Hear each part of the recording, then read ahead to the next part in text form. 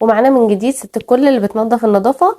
انا كنت مريحه شويه ما بنزلش فيديوهات ليها او ما بنزلش فيديوهات عامه، كنت بنزل فيديوهات قديمه عشان كنت تعبانه شويه. فحبايبي الغاليين طلبوا مني في الكومنتات ان انا اجيب لها فيديوهات اكتر. طبعا ما اقدرش استغنى عنكم ولا اتاخر عنكم ابدا.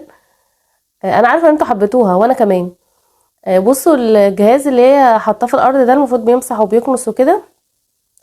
معرفش، هو اكيد اللي عندهم ده حاجه واو يعني، غير طبعا المنتجات اللي عندنا. ان الناس جربته هنا في مصر قالوا ان هو وحش، ما بيعملش المهمه المطلوبه منه زي ما بتبقى في الفيديوهات كده، يعني ان هو بيكنس قوي وبيمسح وبتاع. لا، ده بيعطل مع اي حركه بيعطل يعني.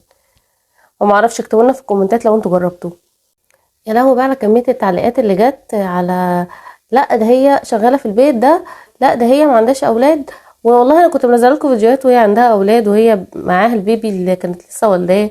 وريتكم جوزها، اجيب لكم ايه دلائل تاني؟ وهي نفس الست اللي بتخش بتبقى متشيكه من بره، هي نفس الست اللي بتخش تغير هدومها وبتنظف شقتها. فمش عارفه اقول ايه. بصوا، هي جميله جميله، مفيش كلام فيها، ما فيش اي كلام عليها. يعني طول ما انتي مخنوقه كده اتفرجي عليها هتلاقي نفسك اتبسطتي قوي قوي يعني.